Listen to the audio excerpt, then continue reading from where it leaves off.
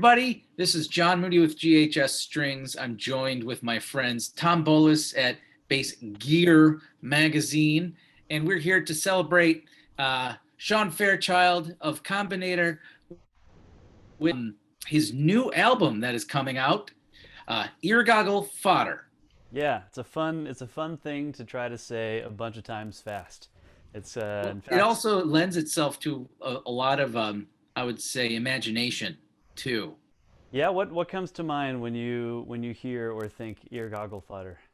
I think I told you just, yeah, Eargoggle Fodder. It's I even said hard. It's it like hard for me three to say. times fast or something to give it a go. But no, what I know, a guy with the old school cans, like, the really big 60s, 70s things, um, and then having almost like planes just flying in a circle around his head, kind Yeah. of, kind of thing, something like that. I Yeah. figured it's kind of like, you get beer goggles if you drink too much. So maybe you get ear goggles if you listen to too much fodder. And I don't know. I think about beer a lot, though. I hope I hope that all these things are actually true. I hope that when people listen to the record that they visualize all of those things and more. But yeah, thank you guys very much for having me. Really excited about the album. It releases actually if you're watching this on Friday, November 6th, and it is available on pre-sale right now through Bandcamp and iTunes. On Bandcamp, Combinator with a C, combinator.bandcamp.com. But the main release is on the 20th of November.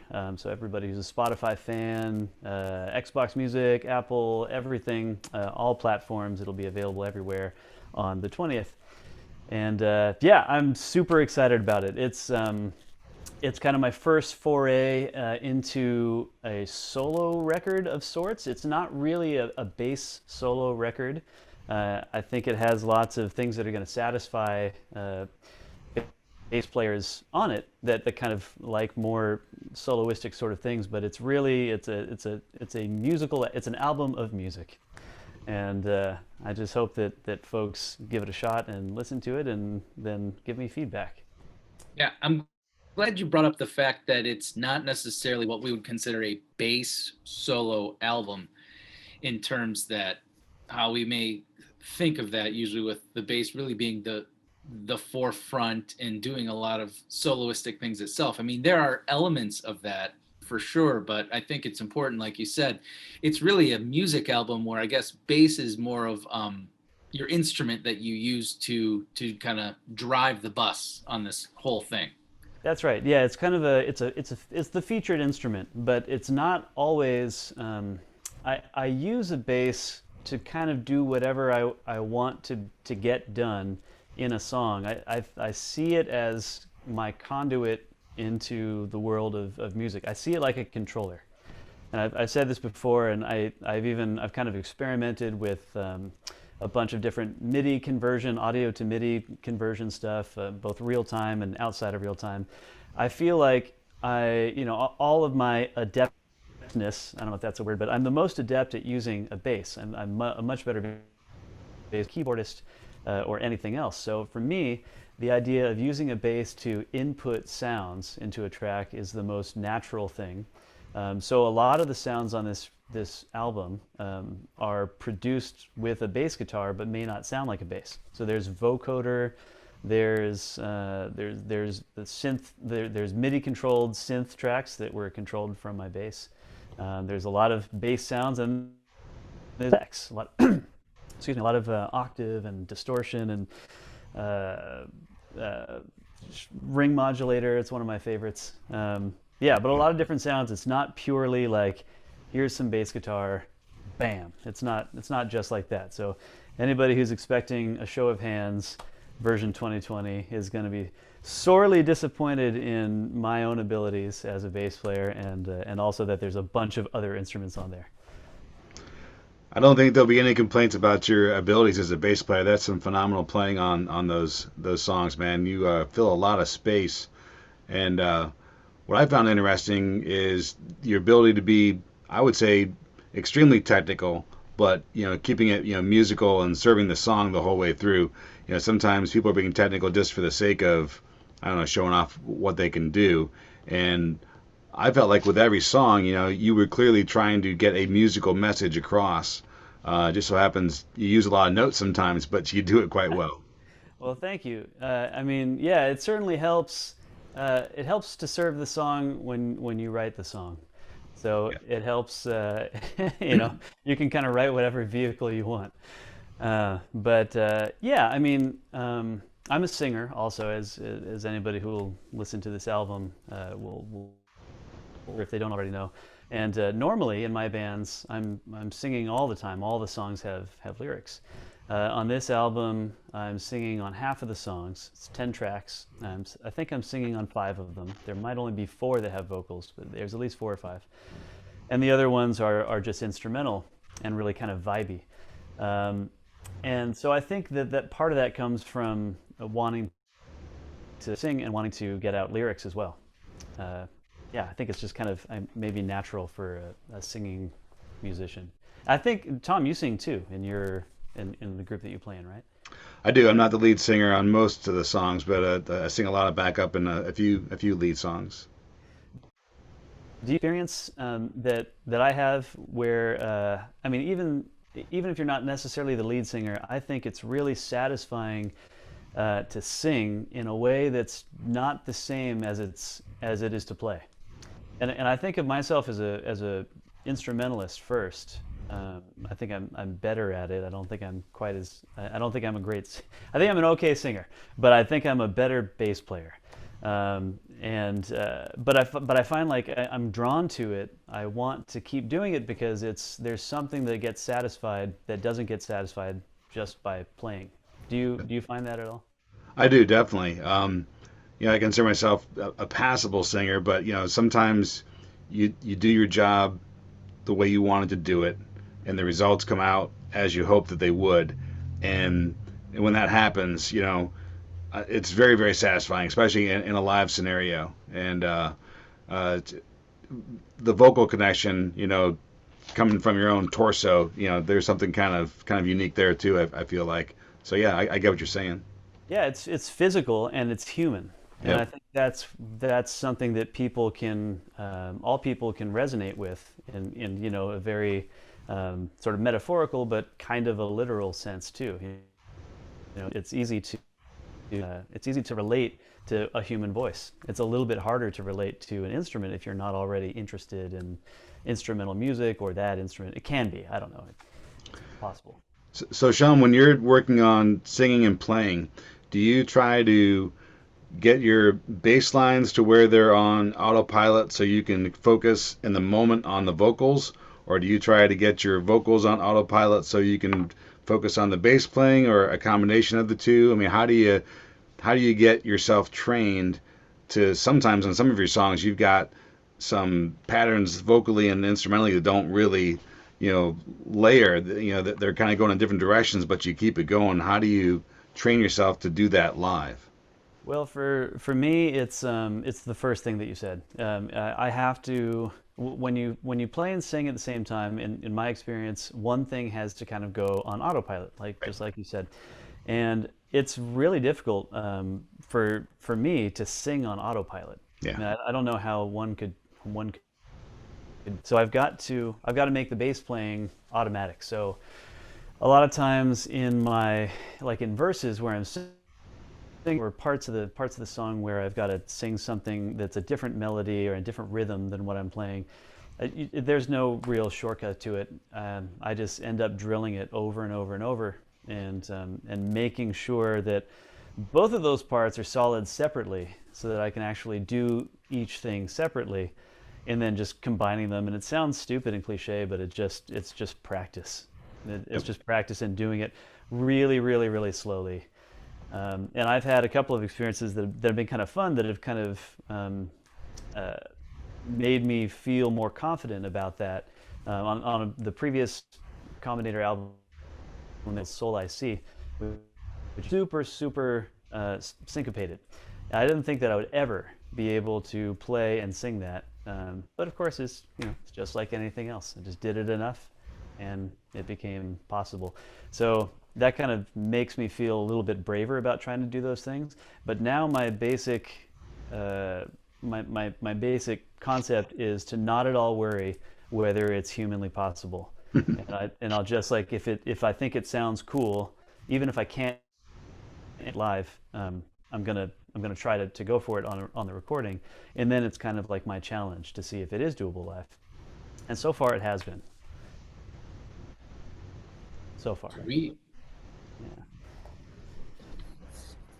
So, I think you brought up something very important. I mean, aside from, making sure that there's no special sauce in this whole thing, it's just practice. But I liked how you said practice slowly, because I think a lot of people forget that aspect very much.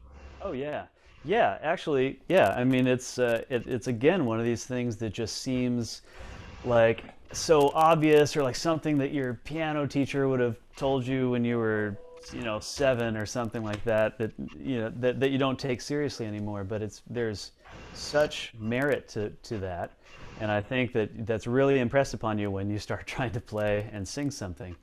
And it kind of I have this philosophy that I really like, that I share with students, and it seems it seems incredibly simple on the surface, but I think it's really powerful if you kind of internalize the message. Is that the end result? You can play anything you've ever heard anybody, no matter how virtuosic they are. That's the sort of assumption. The way I get there is anything, no matter how complicated it is, if you slow it down enough, it becomes easy. I mean, if you're playing something that is 30-second notes at 140 BPM, 16th notes at 280 BPM, it's ridiculously difficult. But if you slow it down enough, if you slowed it down to 5 BPM, you're only playing a note every 10 seconds or something. It's not difficult if you go slowly enough. And the second tenet is that anything that you do slowly and repeatedly, you always get faster and better at. So if you kind of take those two things like a little sort of mental theorem or proof or something, that anything is possible if you make it slowly enough, and that anything you do slowly for long enough, you'll eventually get faster and faster and better at, it kind of equates to anybody can really play anything. That's a cool philosophy on that. And yeah, I don't think people like that. Yeah, it helps me, that's for sure, because I get really discouraged. I mean, I think everybody gets discouraged, but I certainly get really discouraged. I suffer from my share of imposter syndrome and everything else, and so it's kind of helpful to think like, okay, if I just take a step back and kind of make this just ramp something up. It's up working. That probably helps you control your internal metronome too, forcing yourself to be able to play at different speeds and to do it slowly, you know, maybe helps you get over that. Sometimes you get a sense of nervousness, especially in a live scenario where, you quite frankly try to play things too fast. And if you have that good internal metronome and you've been through a variation of speeds of the part that you're playing, hopefully you maintain more control in the moment too. Yeah, I think I'm still working on that. I definitely suffer from speed. The worst part about that is that sometimes some of the things that I've written for myself to try to play are just at the limit of my ability at that point in time. And if I try to play at 10 BPM faster, it often results in some degree of a train wreck, and that happens. So I'm still working on that. But maybe it would be worse if so. Maybe I have gotten better, like you say. Maybe it would be worse. I'd be speeding up by 20 BPM instead of 10 or something Right. if I hadn't practiced slowly so much. Work in progress. Very cool. Hmm. So going into that, Sean, let's talk about one of your tunes where I would say that you have I mean, there's a lot of very intricate parts in here. What would be one of the ones where you would say this song kind of is a good example of what we've just spoken about, that, of starting a very tricky thing that before I would have, no way I would have been able to do it, but slowing it down, taking my time, and here we are. Yeah, the best, I think probably the best example of that on the album is the first track. It's the title track. It's called, well, not the title track, but the first track. It's called Juggernaut. And man, this was the reason I called it that is because that's what it felt like to me. It was just, it seemed like the most brash, audacious, ball, thing that I could try to pull off, to write for myself. And this was one of those occasions where I really just took kind of a no holds barred attitude, and I didn't really consider my own well-being. I just, I was just like, this is going to sound really cool if I put in this extra muting and I do these 16th note triplets, and I think the song is 160 BPM, and it's a lot of double thumbing and 16th notes and crazy stuff. It's either 140 or 160. I don't remember which.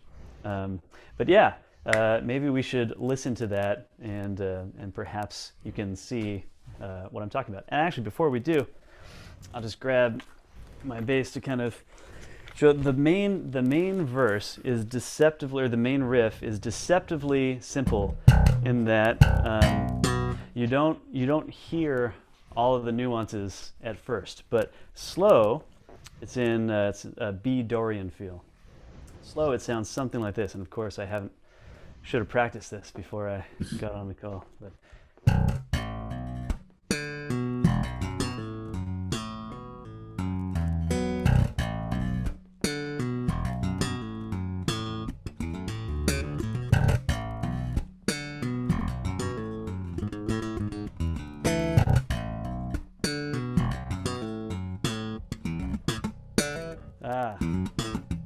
It's still difficult to play, even at that speed.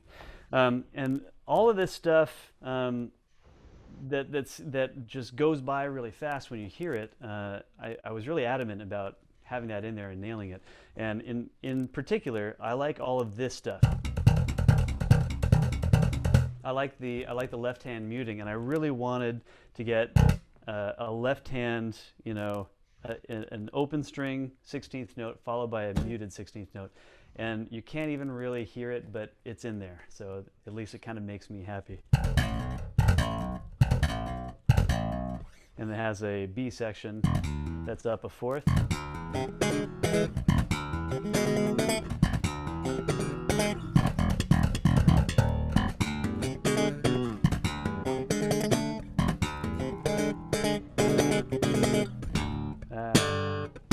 That's what it was.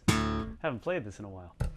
So, with all that said and played, let's listen to it, shall we? Let's do it. We shall.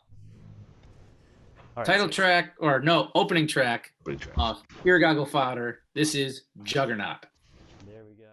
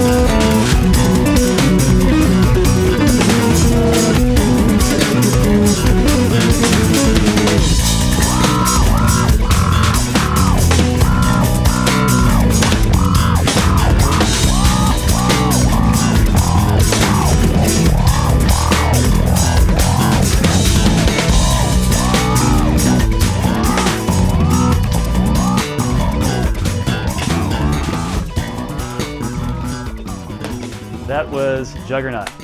I hope that it got your heart racing a little bit, because every time I listen to it, I get kind of concerned that I didn't get something right, and sometimes I hear something that didn't quite go right, that I hadn't heard before. But that's Juggernaut. It was definitely some fodder for my ear goggles. Yes. Yeah, there you go. Yes. Awesome. It was a thing for your ear goggles. I'm fantastic. I'm glad. How many tracks do you have of bass on that song?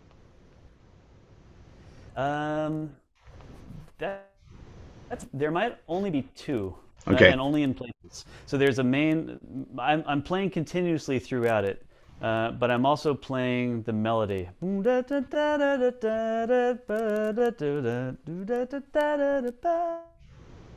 So that's where you're hearing the melody aired over it. But aside from that, I think it's just a single bass track that changes through the different genres and parts. Very cool. So then you're doing some signal splitting to get the ring mod in there over the other parts, or how are you handling that part? Actually, I was. I don't know if you heard it, and that's maybe why you're asking. But yeah, there of dry signal mixed in. The ring mod is really hard to. It's really hard to go all the way with, Right. and just have a 100% ring modulator. I almost wanted to get into the technicality of that, but it's too. But it would have some fundamental, frequency in it. So it was just I use a Line 6 Helix. That's actually a ring modulator that's in the Helix, and I just edited in a certain amount of dry signal. I think it was like 35% dry signal or something like that.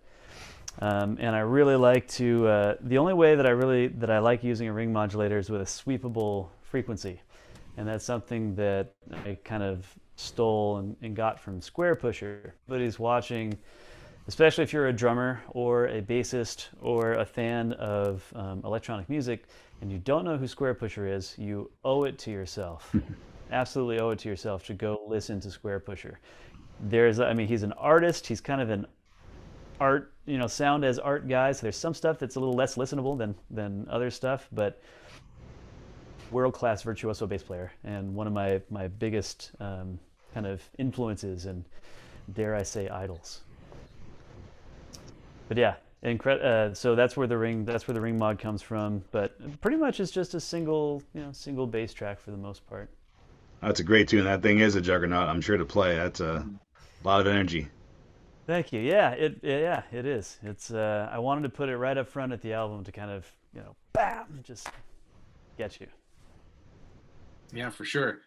Along those lines, with talking about gear, we got a couple of questions because we put on our forum, and then I know Sean, you kicked it out to see if anyone had some questions for you.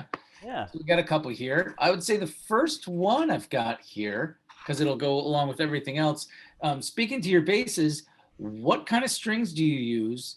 And more importantly, tension, specifically, what's about the feel for your right hand, left, and your right hand, how those are important? Yeah, well, it probably shouldn't come as any surprise to anybody that I'm a big fan and user of GHS strings. But specifically, I really like the Super Steel strings, and even more specifically, I've been really enjoying the contact core version of the Super Steels. So in fact, that's what's on. I just put a new set on the 6-string yesterday. So when you heard me playing earlier, that's the sound of the Super Steels. It's really important for me. These are 35-inch scale basses. This is an MTD 635-24. So it's a 6-string that's 35-inch scale with 24 frets. That's a 535-24. With that extra inch of scale length, that equates to somewhere between 3 and 5 pounds of tension for each string. So it's been a really big deal for me to get to be able to customize the gauges of strings that I use, trying to kind of create a more balanced overall tension set. But balanced tension to me isn't everything. It's important that I'm able to do the articulation that I want to do, and that's kind of where that feeling of tension comes in on my right hand and on my left hand, and it's super interactive. I'm really sensitive to it, and it's highly influenced by my setup and vice versa. So I like for my strings to be pliable and flexible enough that I don't have to fight them. Obviously, I do a lot of strumming and things like that. I want to be able to have relatively low tension, and I want to not have to fight the string really hard. So I kind of go for all of my strings being relatively low tension. I think 5-string basses are probably used to having their B strings be kind of comparatively floppy. Well, I don't want a floppy B string. Go up in gauge to take care of that. But then I kind of bring all the other strings mostly down in gauge to approximate the same kind of feel. So yeah, I get really picky about it. Bummed out when it doesn't feel right, and to the point where I just don't want to play at all. So, and I really, really like, one of these weird bass players that really likes new strings. And ever since I was a teenager, I always felt like I was getting into pedals and stuff, but I always felt like putting on new strings had the value as an effect. Like new strings were my favorite effect. Just the sound, the harmonic richness and that bite. I like that like toothy, grindy bite here at air. I really, really like that stuff. And it's the sonic equivalent of the new car smell, right? Yeah, actually, yeah, it kind of is. It's the string equivalent of the new car smell. Yeah. And like, I have that little bit of like not a lot, but these are also round wound strings, obviously, and I like that feeling where my fingertip is kind of dragging a lot, like almost like it's a little bit of like a bow action. And it creates this kind of raspiness. That's the same thing that I like about playing with a pick. So if I can't hear the chime, and if I can't hear that air, then I'm usually really kind of disappointed if that's what I'm going for. But if I'm going for a dark, oh hello kitty, appearance. Yeah.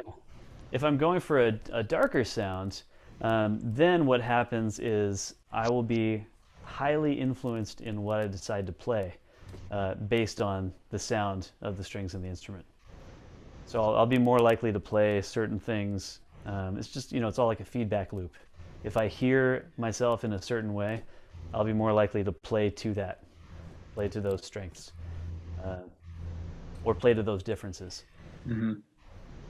But yeah, the contact core super steels, I love them. I have a drawer. You can't see it. I'm sitting at my desk, but I have a GHS string drawer, and it's a happy place. They sound great. They sound really good. Thank you. Yeah. Well, thank you, John. Thank you for making it all possible, and thank you, GHS. Someday we've done a lot of back and forth on that too, and it's been interesting talking with you on it, because you're one of the few guys I would say that actually can articulate what exactly you're looking for on it, and it makes my job easier, because then that forces me to like string something up in the office. Like I know a couple of times we're like, the 104 on that's good, but yeah, what? Hear me out. What about a 103? Yeah, but that's kind of the nice thing. Me being a bass player too, because I can something up in the office and be like, oh well, I just tried this here, that worked, or they could be like, that didn't work as great. We tried that, let's give this a shot. So, and you've been also very open about that too, about, okay, well, let me try something too, and maybe it'll change any notions I have. Oh, I love being a guinea pig, and I love gear. I love, trying out anything and everything. And yeah, it's a double-edged sword. I'm glad that you enjoy working with folks like me, because it could easily be the other way. We could be very obnoxious and be like, I'm not getting enough 8 kilohertz out of this string. Exactly. Right. I really feel like I'm gonna need 3 more of those, and I'll pick my favorite one. Yeah, I'm glad it works for you.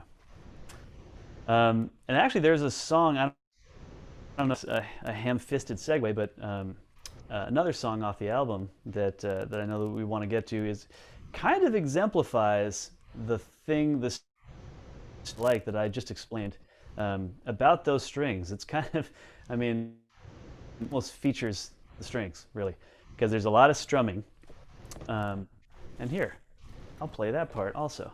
There's a lot of strumming, and it's a very bright sound, and I was going for a flamenco guitar kind of sound. That's a style that I've been very interested in over the years. I kind of consider flamenco guitar players to be the highest form of guitar player, which is, I know, debatable, but that's kind of what I think. They have incredible right hands. So this really kind of toothy, bright, bitey sound drives a lot of bass players to go, hide somewhere under a table or something, but I really like it. And the part is...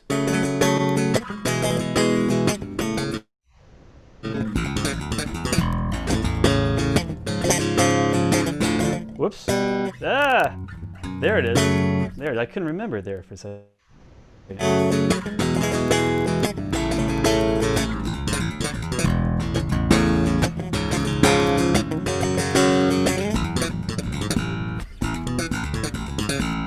So just all that clarity.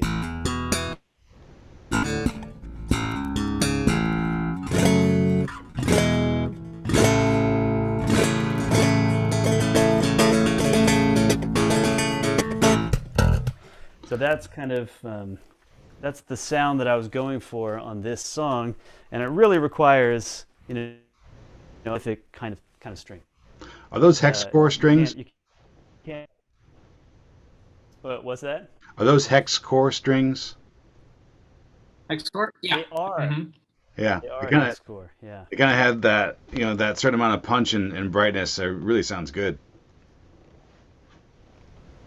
Cool. Yeah, whatever the recipe is in them, don't change a thing. But yeah, I mean, you really need a certain kind of string for this sound. I mean, there's other songs on the album that have a much more subdued, much more mellow, traditional bass sound, but you can't do this with flat wounds, and you can't do this with ground wounds. And you, aside from that, I have a hard time hearing what I want to hear out of just using sort of a middle brightness nickel set, especially like a nickel round core set. It just doesn't, I don't get the feedback that I want from it, and then I end up kind of doing poorly because of the feedback loop that I create. If I don't hear the right thing, then I can't play the right thing, or it makes it harder. So let's take a listen to Can't Pretend to Know. The song is called Can't Pretend to Know, in light of all this string talk.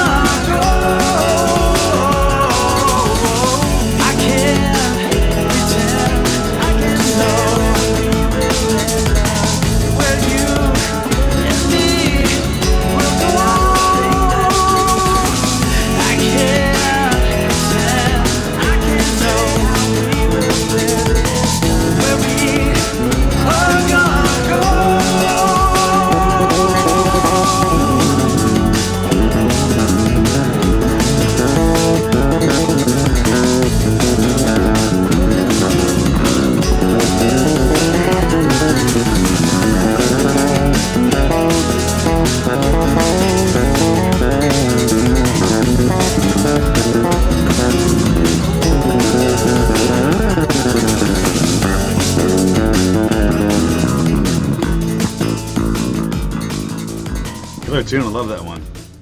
Yeah, that's Thank you. great. Thank you guys. Thank you very much. It kind of reminds me a little bit of Live's first album. Oh, really?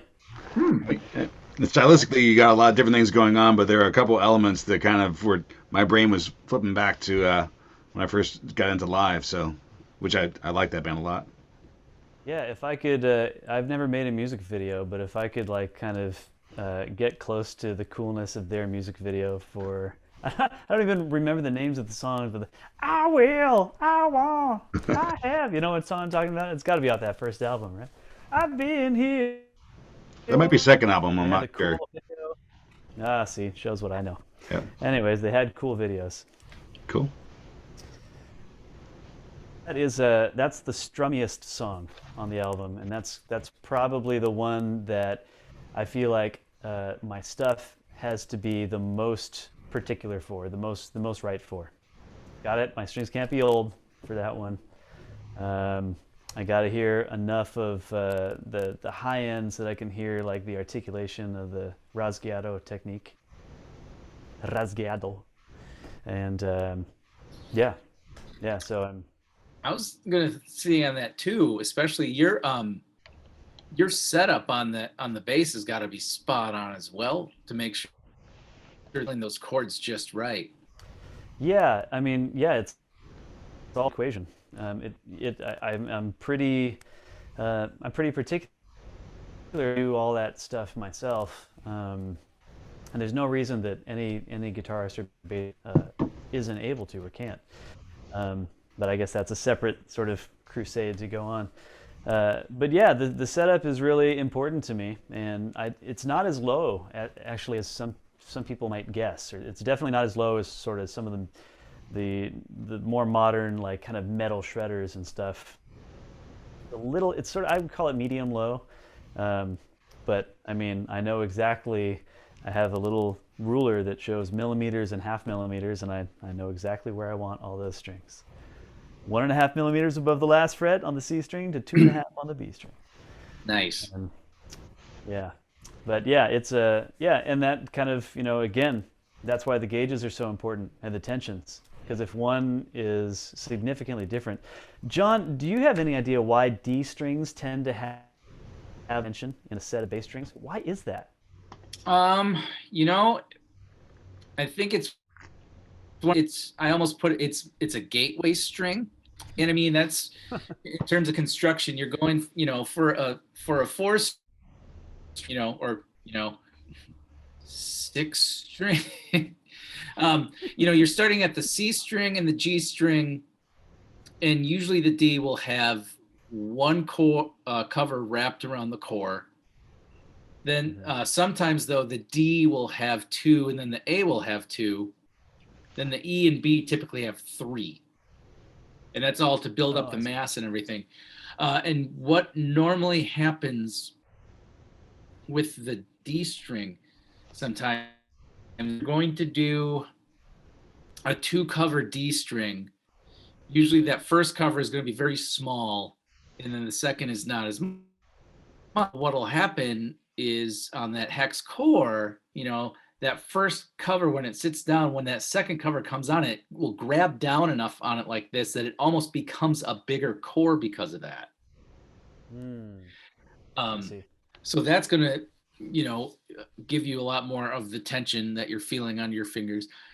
Conversely, if they do a 1-cover D string, you've got a core already to do it. And so it's finding that little magic spot of the core diameter, so it's not going to be floppy. But then depending on which way you're going, if you're going to do a 2-cover, you've got to match those 2 covers up just so that one's not killing the other one, and that they're both being allowed to breathe a bit. I knew you would have an answer. That's Good answer. that is a good answer. Yeah, I didn't know any of that. That was super insightful. I've noticed, at some point noticed, and then always have kind of been impressed upon by the fact that the D string almost always has like significantly more tension on it than the other strings. I've never really now I have more of an understanding. And that's probably part of the reason why I play a really skinny D string. That's a lot of the players that play a lot, and are like you, that just know what they like just from playing trial and error and stuff. The D string is typically lighter than what you would think. Yeah, I think mine is a 55. Mm-hmm. 40 on the G and a 55 or a 58 on the D. But yeah, lower than just the sort of standard 20 increment above that. Right. I remember reading something a long while back, I don't know if he still does this, about Les Claypool when he was kind of earlier on in his career, that he used two G strings and two A strings for his 4-string basses. So his D was a G to D, mm-hmm. and his E was an A tuned down E, which is a really weird thing to do, but especially on a shorter scale right. bass. But yeah, interesting. Should I maybe talk about any of that flamenco stuff in terms of I would be technique? about that stuff, because I mean I've tried it a little bit, but to take it to the level you have definitely would be really cool to get your behind it. Sure. Well, it's like with everything else, it's still a work in progress. But the main thing that I use from flamenco is like I was saying earlier, it's a type of rasgueado. Rasgueado is a whole of playing, but it's a continuous motion. So rasgueado could just be this with your fingertips. And by the way, lots of guys have done this. Abraham Laboriel is a really good example. Stanley Clarke is another good example, and he was doing it, in the mid 70s. But so this is a version of it, and you can do all these different kind of things that I suck at. I can't do the continuous thing, but I like a version of a tresillo, and it's a triplet, and I incorrectly. So when you learn guitar, what you're supposed to do is start with an upstroke of your thumb, and then do a downstroke with any of your fingers. It's up to your choice. And then a downstroke of your thumb. So it's 1, 2, 3, 1, 2, 3, 1, 2, 3. For some reason, I just can't start on the upstroke of my thumb. I just can't do it. So I start on the downstroke, but I actually follow the same order. So if I could isolate, if I could like offset what I do by 1 or 2 strokes, it would be the actual flamenco thing. But I start down, and then I go down with my thumb, and then up with my thumb. And it's actually really hard to do as a controlled motion at around that speed. It's easier. You need a little bit of a flicking motion. You're kind of relying on centrifugal force and stuff, and your fingertips kind of going outwards like this. And in fact, you can kind of see I don't use my index finger because it kind of be a little bit of like a counterbalance, something that my wrist can rotate. So when I'm playing it, you'll see my finger go like this. It looks kind of funny.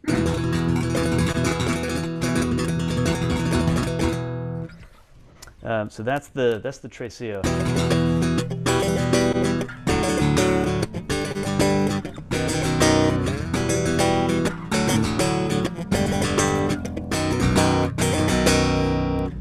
So that's that technique, which I really like. And aside from that, the other thing that's maybe notable in that song is that I'm doing a version of what I think of as quad slaps. It's really just a down and upstroke with your thumb and then 2 pops. And in most of it, I'm actually doing the slap hammer-on variant. So I'm slapping an open string, doing a hammer-on, and then plucking a 5 and an 8 above that, sort of making a power chord.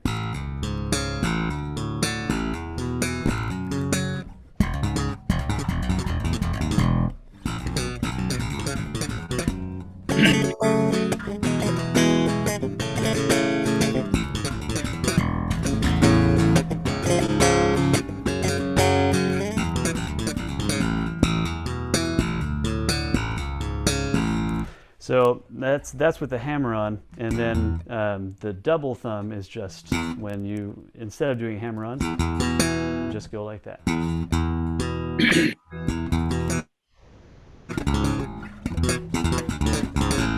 It's a little bit, I'm not quite as clean at that, but I tend to do that a lot on a single string.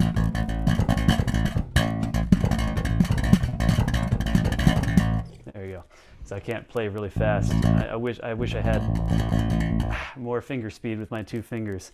I want to approach Bubby Lewis territory, but I can't move that fast, so I make up other ways. So I either got my double thumb or this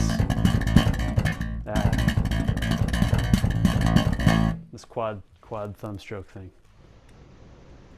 So that's mostly what's going on in there, and then in the verses, just kind of playing more of a traditional, rest stroke, two finger plucking, sort of ostinato sort of thing. With the singing and playing on that song, how does that one rate compared to its difficulty of being able to sing and play those parts at the same time? Interestingly enough, the verse is hard for me on that one, but the chorus isn't. I don't know why. It's probably something rhythmic. But the verse has like a one drop, or like a sort of like a delayed beat one. It's but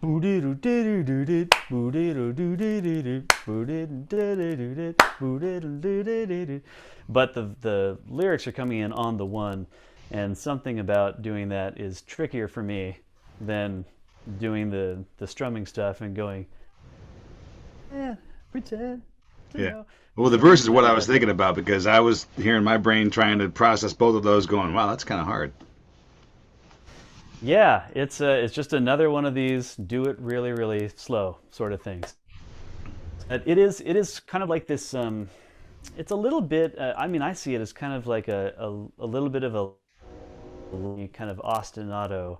I played in a salsa orchestra, a big 12-piece salsa orchestra for like 2 or 3 years, and I've always been really into Latin music and Brazilian music, God, just a bunch of other stuff, but that specifically.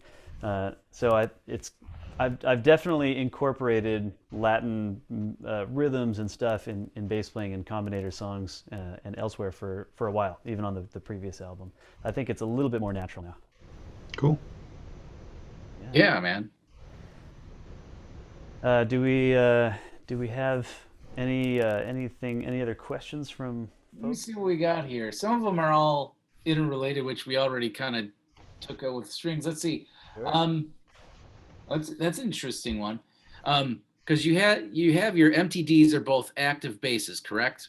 Yes, they're full-time active. Full-time active. Okay, we have somebody here that asks, how often do you find yourself using passives on your bass for session work or anything like that?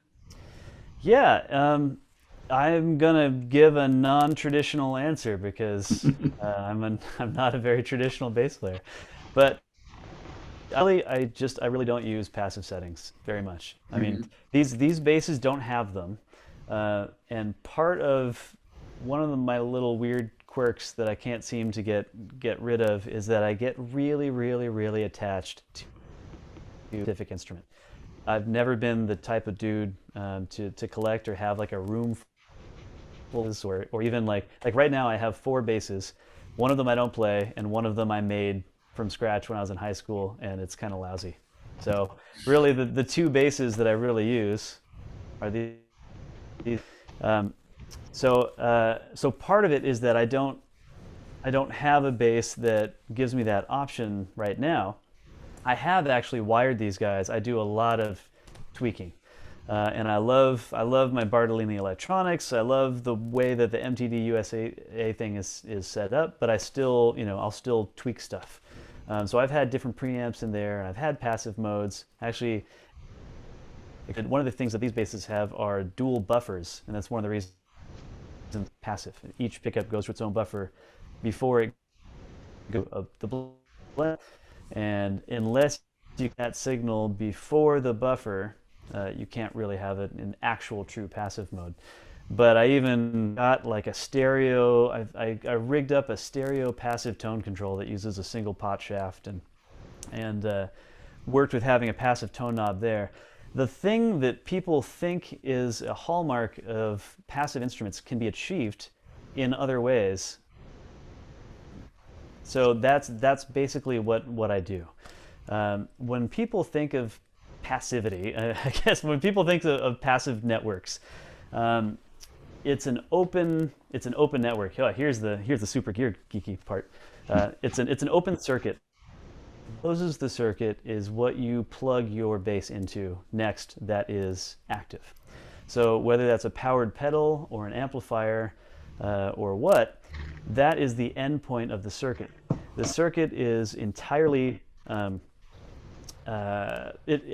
the components interact with each other.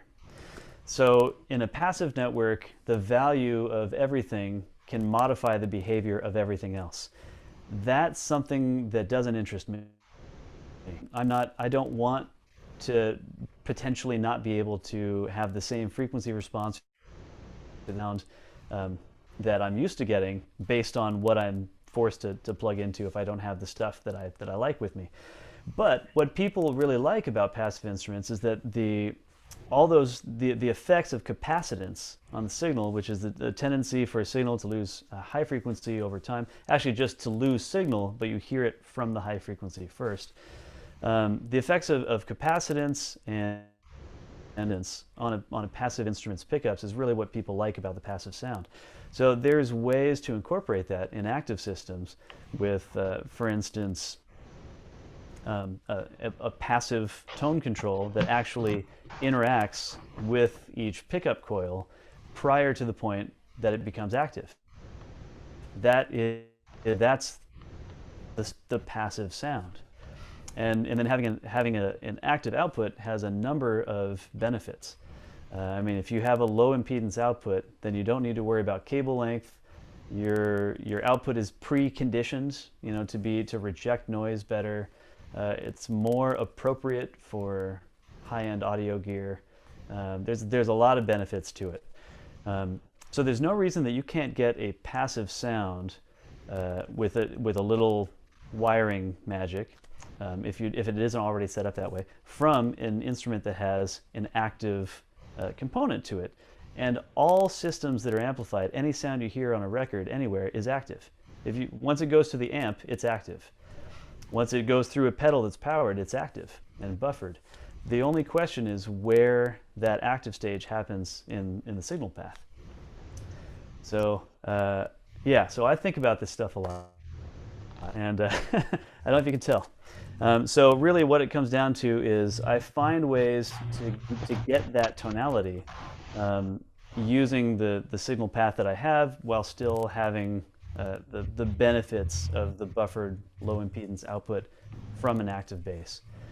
So that's just kind of what I'm used to. That's kind of how I roll. And Sean, you mentioned you're a tweaker, and I know we've had discussions on different pickup and preamp options in those MTDs. For this recording, this album, did you use it mostly stock, or did you use some of the different flavors that you tried to dial in, or how'd your electronics look from the basses for these recordings? Yeah, they were mostly stock, but I did so the stock Bartolini pickups that come in MTD basses are themselves very low impedance, which means that they don't have a lot of output, so they require a buffer that raises their signal.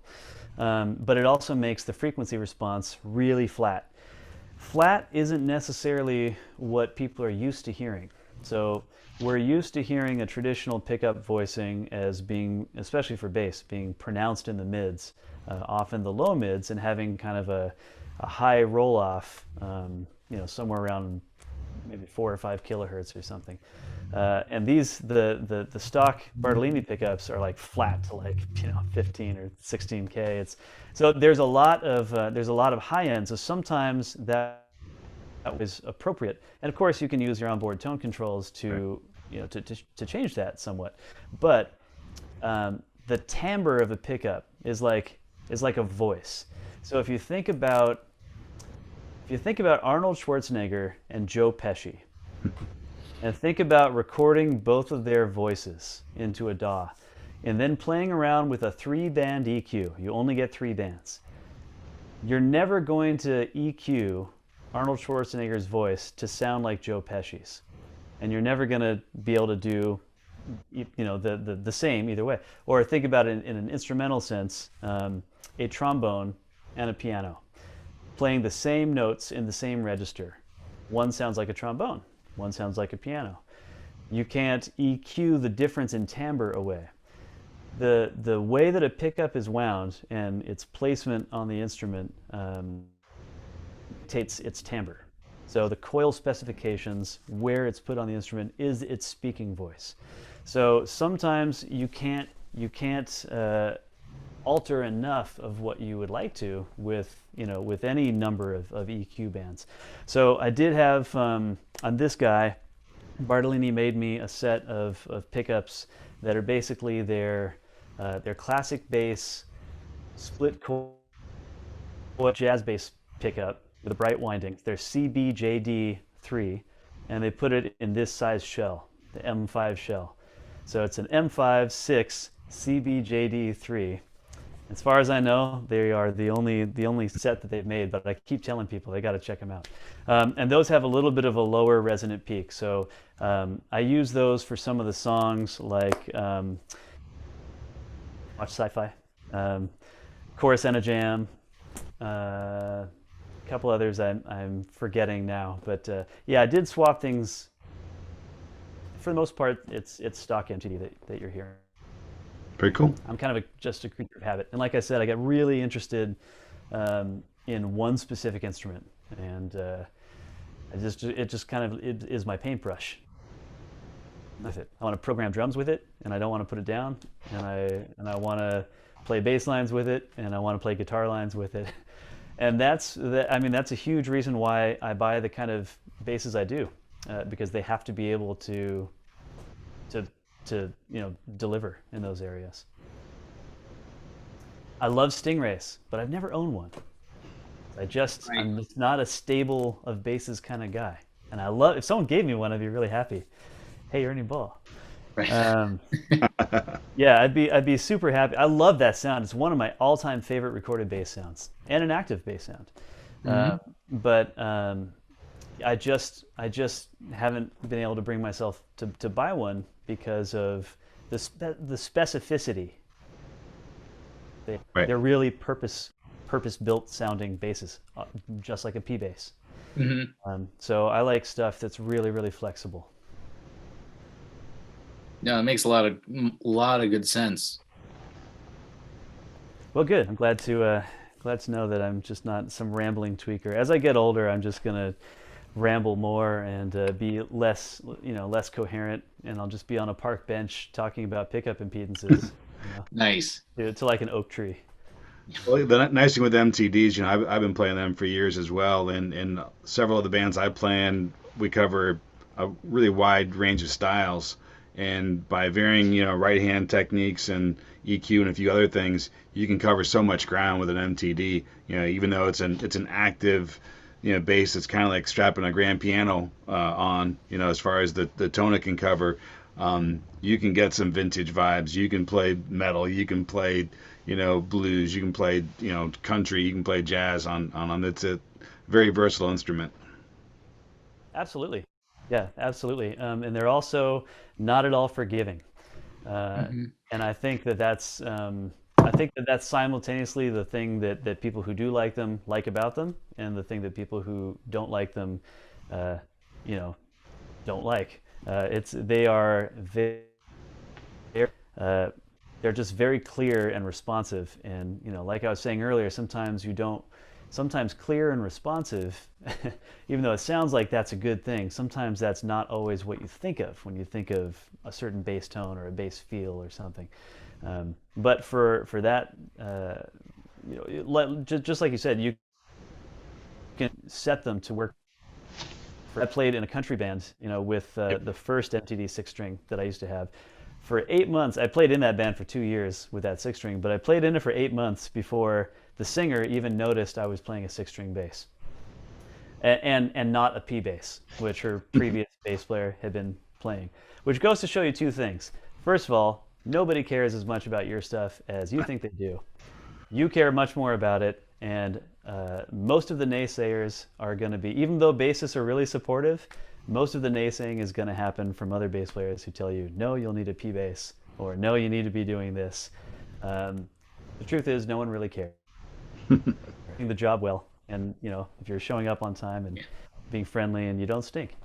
Yeah, the MTDs have been able to handle anything that I've wanted to do so far. I mean, this album is a perfect example. I've used the same strings, in fact, the same set of strings on almost all of the songs on this album, and almost exclusively this bass. I think this bass made an appearance on one track, and one track I'd previously recorded the bass part for with a Warwick that I used to have.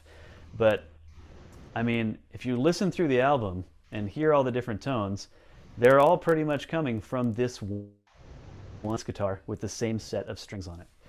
So there's a lot of variety that can be had. And I think the last track that we have is called Snowbound. It's really, I think it is. What do I want to say here? It kind of gives the best window. It's bass tone. This is the vocal duet.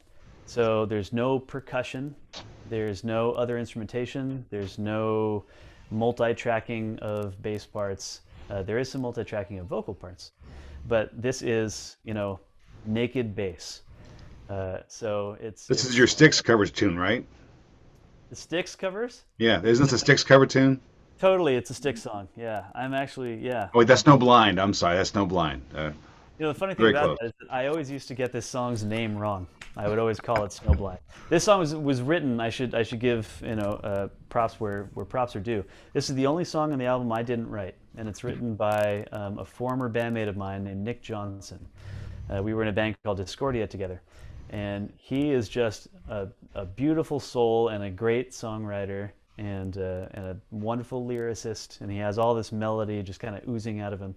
And we used to do this song, and it had kind of like a country, almost kind of Americana sort of bittersweet, melancholy vibe, and it just has stuck with me over the years, and I love it. It's just like kind of invaded my body, and so I asked him if I could do it for this album, and he graciously agreed. So I had a lot of fun creating a solo arrangement of this.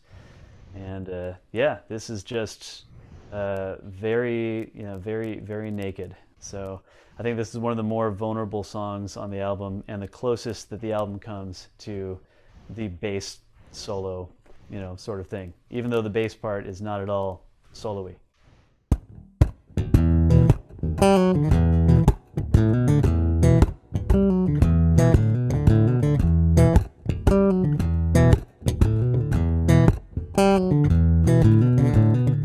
Where'd you find that melody? Took my breath, swept me off my feet. Will you sing some soothing lines? Stop me before I start sinking. Does a false eloquence say every word don't quite come to mind? Will we find some place and time to understand all that we're thinking? I will gaze at a cold black mirror. I might find one face in the mirror. All I need is a lover and 1 year longer. The lakes are all snowbound, trails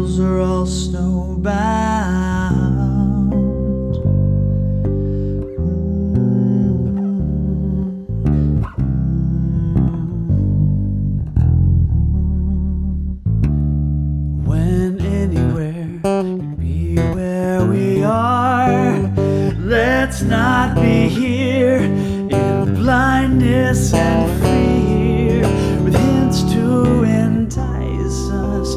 Our thoughts indict us. How do we make sense of where life's turns take us when we're lost? Debating truth and value, life betrays these values. We are the fire, cast off all ancient memories. If they hold you snowbound, the lovers inside us emerging, I would gaze in a cold black mirror.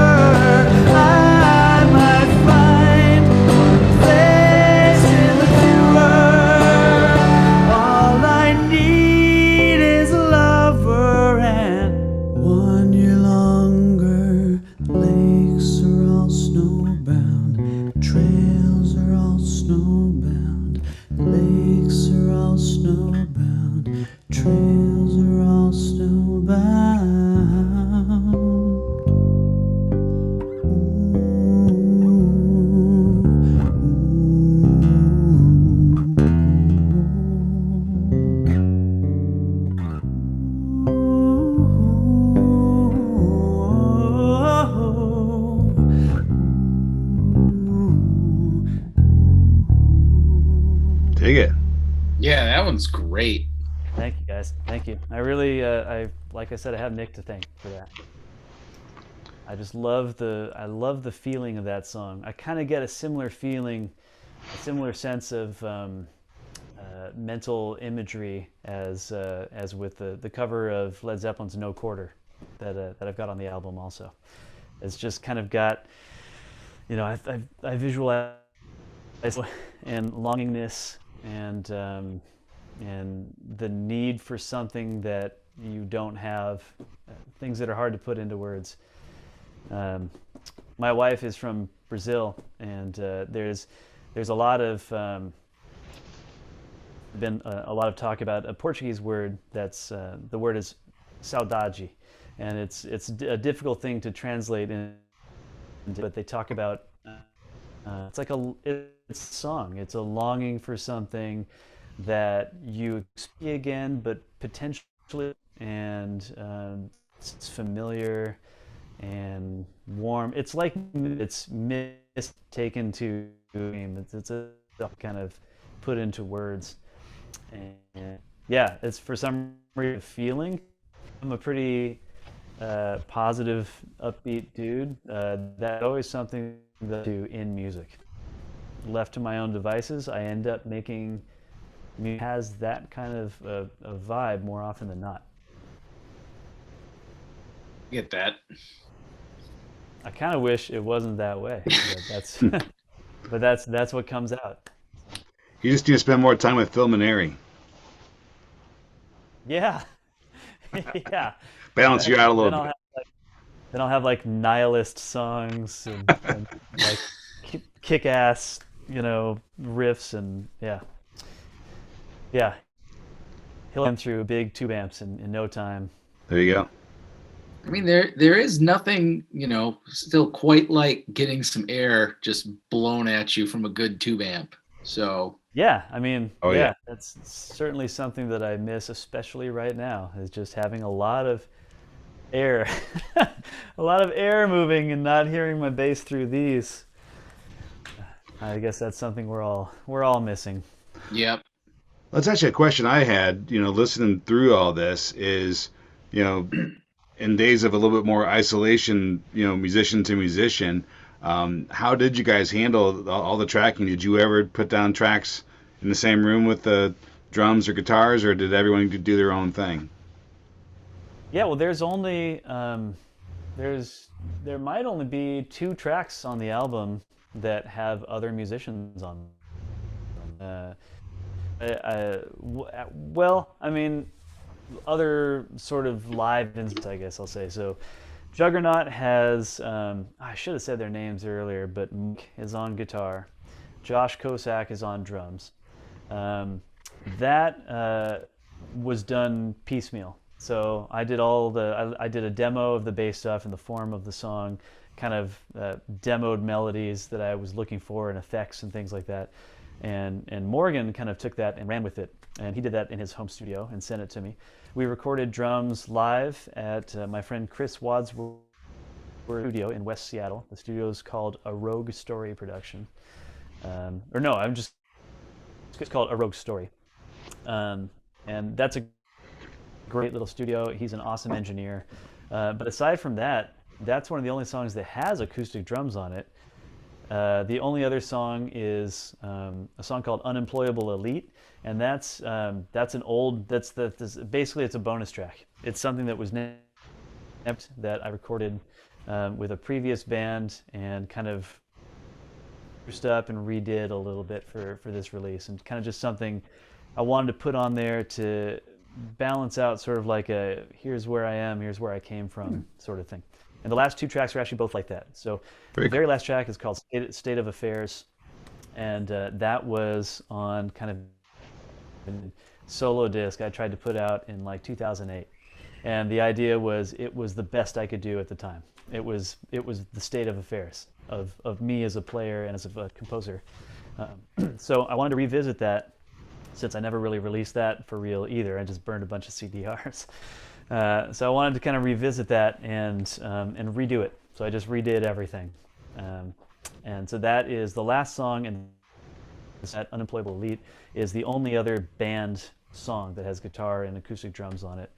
So yeah, I mean, I did the programming myself here, and I mixed it. I mastered the album. I've got a great finger drummer named God Cloud, Philip Coleman, aka God Cloud, who is on 3 tracks, and he is on the east. I forget where exactly right now. I think. Send me stuff. He's just been great to work with. He's such a cool guy. But yeah, it was a very isolated experience. Right.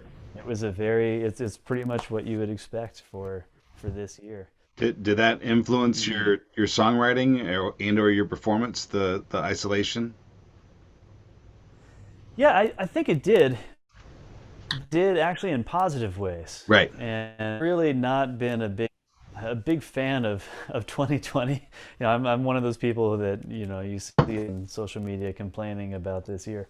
But I guess it's positive about it is that I was doing much of this that there wasn't that thing of like shame over taking too long to get something right, people, and just sort of accepting a take and being I could work on it as long as I wanted. And usually what happens is I let myself off the hook too easily. What usually happens is that I'm wearing a band leader hat or an arranger hat, because that's usually kind of also my role when I have an actual band. And I'm concerned with getting the best performance out of everybody else, and I leave my stuff to the last minute. And stuff, I kind of I feel like I've been accepting too little for myself. So this time it was great, because for the most part, I was able to really break out of that habit and give myself kind of the leeway and the allowance to do the best performance that I can. And I honestly feel like I did the best that I could do. So it's imperfect, and it's not, I wish everybody wishes they could sound like this person or that person. There's stuff I pull off that I might have missed the mark on a little bit, but I am actually very proud of it, and I think that it's the best that I can do right now.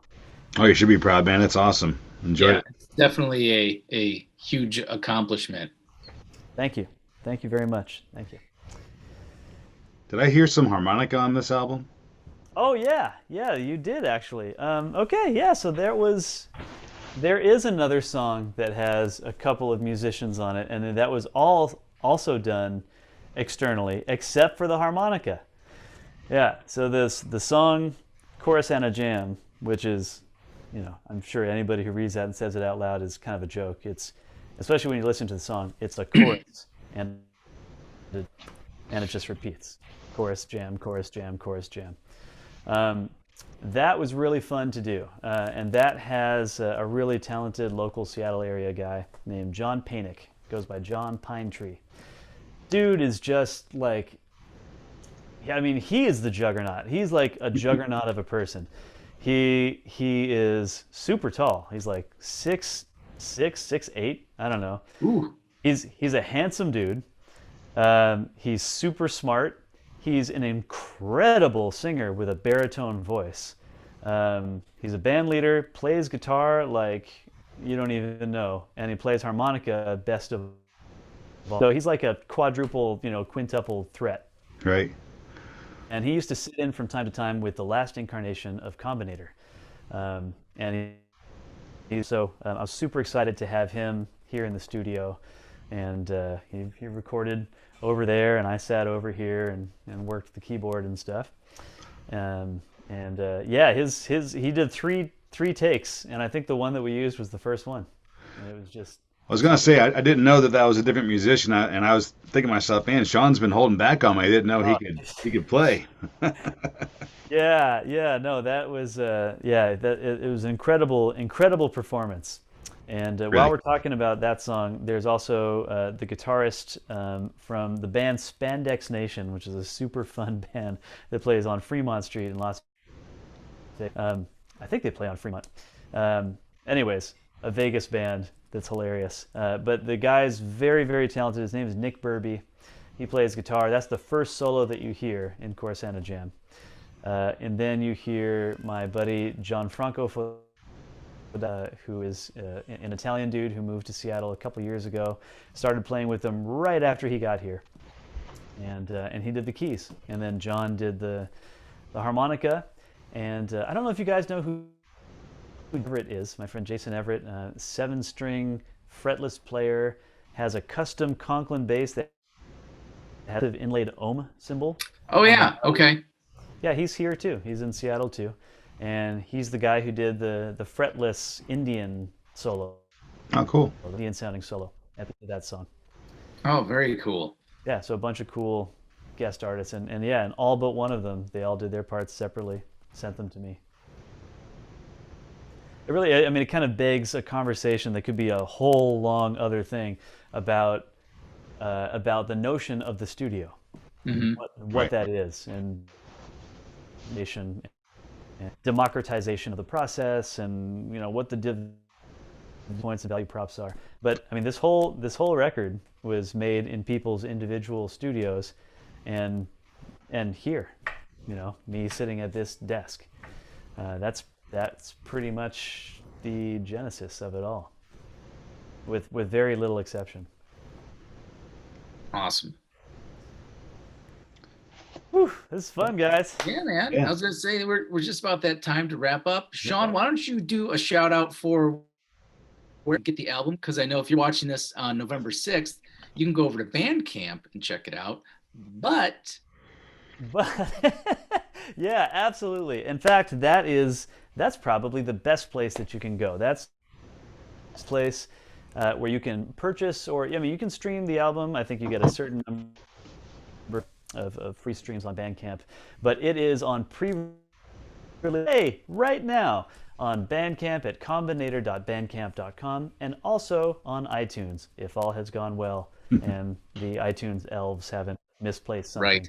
So you can go to either of those places and listen and purchase it right now ahead of the actual release date, which is November 20th. So if you're a Spotify user, if you're a YouTube music user, any of the streaming services, you'll have it on the 20th. But if you go to Bandcamp, if you like what you hear, I always appreciate people purchasing through that route. You help to support me. Anytime you buy stuff from Bandcamp, you help to support that musician. And the amount of support is, you wouldn't believe it, dear viewer, if I broke it down, the math. I even saw something on Facebook about it today, but I mean, we get a much larger percentage of the amount of money you spend on that site, and it's equivalent to something like 20,000 or 80,000 streams or something like that. I mean, you can't even begin to imagine how much more it supports the artist. So Bandcamp is a great place, combinator.bandcamp.com. But really, I hope you just listen to it, and I hope you like it. And please get in touch with me. I am Sean on Bass on all of the social networks. SeanOnBass. Get in touch and let me know what you thought. I'd love to talk more about any of this stuff with you. Awesome. Thanks, Sean. Yeah. Again, this is John Moody at GHS Strings with Tom Bolus from Bass Gear Magazine. Go check out Sean's stuff. And I'll say, instead of stream it, buy it. It is well worth the listen. And to coin a phrase from Tom, there is plenty of fodder for your ear goggles. You got it. Excellent. Well, thank you guys. Thank you, John. Thank you, Tom. Thank you guys for watching at home. And check out some GHS Strings. Check out some Bass Gear Magazine, and definitely check out some Eargoggle Fodder. Eargoggle Fodder. Eargoggle Fodder. Eargoggle Fodder.